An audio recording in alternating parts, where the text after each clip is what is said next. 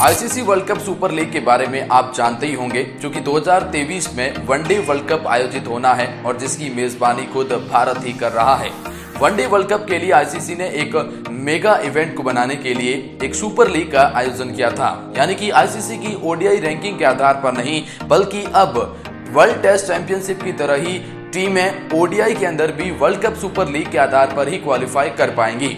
अब चूंकि यह बात आप जानते हैं कि भारत और साउथ अफ्रीका के बीच खेली गई 3 ओडीआई मैचों की सीरीज में भारत ने इस सीरीज को बड़े आसानी से जीत लिया, लेकिन इस सीरीज में जीत के बाद पॉइंट टेबल में बहुत बड़ा बवाल पैदा हो गया है। पॉइंट टेबल के अंदर काफी उठापटक हुई है। पूरी पॉइंट टेबल हम आपको समझाएंगे कैसे ये काम करेगी, कैसे वर्ल्ड कप के लिए आप क्वालिफाई करने वाले हैं, 2023 के लिए कौन सी टीमें क्वालिफाई कर सकती है, सारा मैटर आपको एक्सप्लेन करते हैं आइए इस खास रिपोर्ट में। हाँ, लेकिन वीडियो में आगे बढ़ने से पहले अगर आप भी हैं टीम इंडिया के बहुत बड़े फैन तो वीडियो को लाइक करके अपना सपोर्ट दिखाएं और चैनल को सब्सक्राइब करके बेल आइकॉन को दबाएं ताकि क्रिकेट जगत की तमाम बड़ी अपडेट आप तक पहुंचती रहे।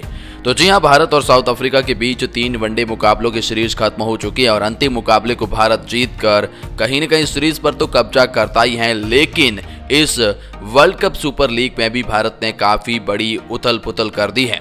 अब बाकी कौन सी टीमें क्वालिफिकेशंस की रेस में सबसे आगे है, क्या फिलहाल फॉर्मेट चल रहा है, वो तो हम आपको समझाएंगे, लेकिन वर्ल्ड कप सुपर लीग के बारे में भी कुछ डाटा एक्सप्लेन कर देते हैं कि ये कैसे काम करने वाली है। हालांकि 2-3 साल पहले वर्ल्ड कप सुपर लीग का आयोजन हो चुका था, जिसमें टोटल 13 टीमें हिस्सा लेने वाली है। इन 13 टीमों के बीच साल 2020 से 2023 तक खेली जाने वाली कुछ द्विपक्षीय series world cup super league का हिस्सा होंगी।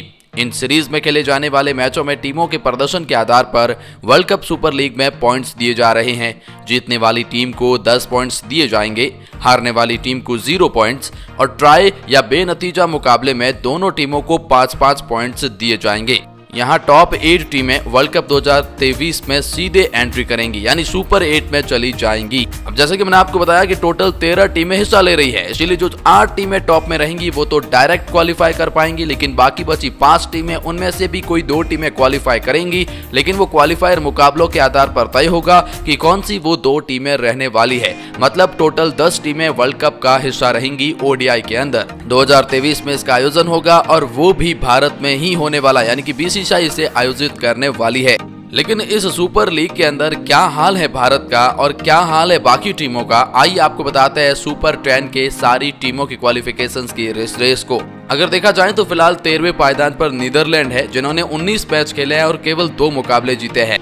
12वें पायदान पर जिम्बाब्वे है, जिन्होंने 21 मुकाबले खेले हैं और 4 मुकाबले जीते हैं, जबकि 16 मुकाबले हारे हैं। इनके पास केवल 45 पॉइंट्स अवेलेबल है। लेकिन जी हां, साउथ अफ्रीका का भी बुरा हाल हो चुका है, क्योंकि साउथ अफ्रीका ने टोटल अभी तक 16 मुकाबले खेले हैं, जिसमें केवल 5 मुकाबले, उनमें से तो 4 भारत के खिलाफ ही जीते थे। लेकिन साउथ अफ्रीका जो है इस वर्ल्ड कप सुपर लीग से बाहर होती हुई नजर आ रही है, क्योंकि सुपर 10 से वो बाहर हो चुकी है। लेकिन 10वें पायदान पर श्रीलंका है, जिन्होंने 18 में से 6 मुकाबले जीते हैं। 9वें पायदान पर आयरलैंड, 8वें पायदान पर वेस्ट इंडीज है, जिन्होंने फिलहाल सबसे ज्यादा ओडीआई यानी कि 24 मुकाबले खेले हैं, जिसमें से 9 जीते हैं। 7वें पायदान पर अफगानिस्तान जैसी टीम है, जिन्होंने 12 मुकाबले खेले हैं और 10 मुकाबले जीते हैं, यानी अफगानिस्तान का काफी अच्छा यहाँ पर टारगेट है।